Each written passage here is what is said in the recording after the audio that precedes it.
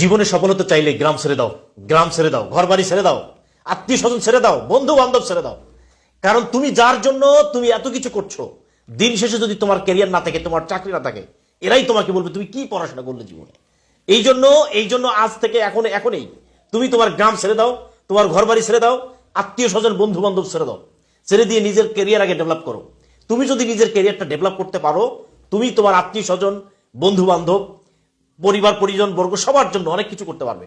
আর তুমি যদি দিন শেষে মাস্টার্স পাস করার পরে বেকার হয়ে থাকো, কিছুই যদি করতে না পারো, দিন শেষে তারা তোমাকে যে পরিমাণ প্যারা দিবে, পেইন দিবে, এমন সব টক্সিক কথাবার্তা বলবে, তুমি নিজেকে মনে করবে যে আল্লাহ এই মাটিটা ফেটে যা, আমি ঢুকে যাই। এটাই হচ্ছে বাস্তব।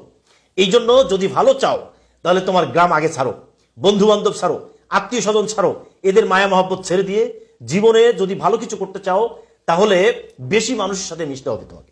তুমি জীবনে যত বেশি মানুষের সাথে মিশতে পারবে, তত বেশি তুমি তোমার জীবনকে উপলব্ধি করতে পারবে।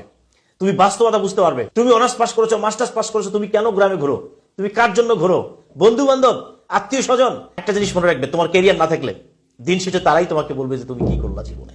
এই জন্য প্রিয় পরিচয় ভাই বোন, জীবনে যদি ভালো কিছু করতে চাও, এই সব জায়গা ছেড়ে দিয়ে নিজের ক্যারিয়ারের জন্য এই জায়গাগুলো ছেড়ে নতুন পথের সন্ধান করো। গ্রাম ছেড়ে শহরে চলে যাও, সেখানে দেখো যে মানুষ কাকে বলে, জীবন কাকে বলে, তাহলেই জীবনে সফল হতে পারবে।